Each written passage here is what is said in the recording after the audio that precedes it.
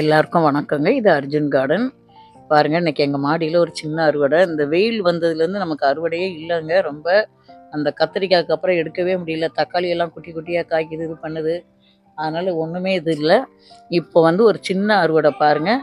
இப்போ அந்த பீர்க்கங்காயில் காய் பாருங்கள் எவ்வளோ பிடிச்சிருக்கு பாருங்கள். இப்போ நான் ஊருக்கு போகும்போது இந்த காய் இருந்ததுங்க. நான் இது பண்ணி விட்டுட்டு போனேன். இந்த காய் ரெண்டும் செடி மறைவில் இருந்ததுங்க. நான் அந்த இதை போட்டு மூடி வச்சுட்டு போனேன். 3 காய் இருந்துச்சு. 3ல் 1 எடுத்துடுச்சு.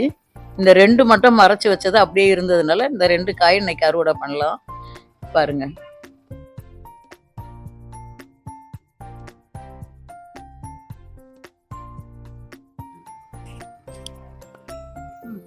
நான் ஊருக்கு போய் 1 வாரம் ஆகுதுங்க. இது 1 வாரத்துக்குள்ளே இந்த காய் பெருசாகிருக்கு. நான் ஊருக்கு போகிறதுக்கு ஒரு 2 நாளைக்கு முன்னாடி காய் இந்த மாதிரி சின்ன சின்ன காய் இப்போ காமிச்சேன் இல்லையா, அந்த மாதிரி இருந்துச்சு. நான் அந்த உடனே சரி நம்ம ஊருக்கு போகிறோம் பார்க்க முடியாது அப்படிங்கிறதுனால அந்த காய் அந்த இலையை வச்சு மூடி வச்சுட்டு போனேன். செடி மறைவில் அந்த இலையும் பழுத்து உதிர்ந்துருச்சு, இதுவும் காஞ்சிருச்சு.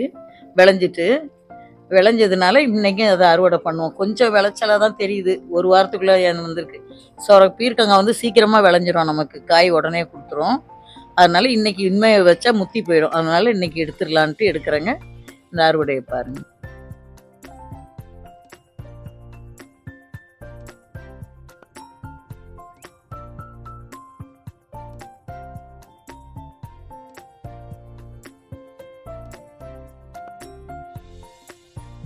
ரெண்டு பழம் இல்லை சீத்தாப்பழம் இருந்ததுங்க, காமிச்சிருப்பேன் நான் கூட வீடியோவில். இப்போ அதில் ஒரு பழம் பெருசாகி விழுந்துருச்சு, தானாக விழுந்தது. ஏன்னா பழுத்துட்டு அதுவாக இப்போ விழுந்துருது. அந்த ஒரு பழத்தை எடுத்துட்டோம். இன்னும் 1 இருக்குது, இன்னும் பெருசாகலை. அது இன்னும் கொஞ்சம் பழுக்கணும். இங்கே பாருங்கள், இந்த சப்போட்டாவில் போகும்போது பெரிய சப்போட்டாலாம் காமிச்சிருப்போம் போன வீடியோவில். சும்மா அதே போடுற மாதிரி இருக்குன்னு சொல்லிட்டு நான் இது பண்ணல. இப்போ இன்றைக்கி அந்த பழத்தை காமிக்கலான்னு பார்த்தா எங்கள் பேத்தி பிடுங்கிட்டா. பாதி பழம் சாப்பிட்ருச்சுங்க. அந்த பெரிய பழம் பக்கத்தில் இருந்தது. இதில் பாருங்கள், தொட்டியில் இருந்தால் கூட அது எவ்வளோ காய் கொடுத்துருக்கு பாருங்கங்க.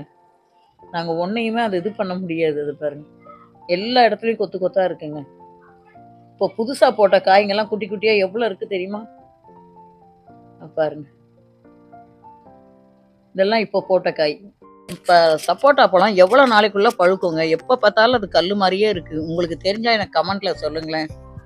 ஏன்னா அவசரத்தில் எடுத்து அது வேஸ்ட்டாக போயிடுமோ அப்படின்னு இருக்குது. அது இல்லாமல் அணில் வேற கடிக்குது பார்த்தீங்களா, அது அப்படியே பால் வடிஞ்சிக்கிட்டு இதுவாக இருக்குது. அதனால் இது எவ்வளோ நாளில் பழுக்குங்கிறத கொஞ்சம் பார்த்து சொன்னீங்க கமெண்ட்டில். எல்லாரும் வீடியோ பார்க்குறீங்க, நான் சப்ஸ்கிரைப் பண்ணாமே பார்க்குறீங்க. சப்ஸ்கிரைப் பண்ணி பார்த்தா இன்னும் நல்லாயிருக்கும். இந்த வீடியோ பிடிச்சிருந்தா லைக் பண்ணுங்கள், ஷேர் பண்ணுங்கள், சப்ஸ்கிரைப் பண்ணுங்கள். இது அர்ஜுன் கார்டன். நன்றி, வணக்கம்.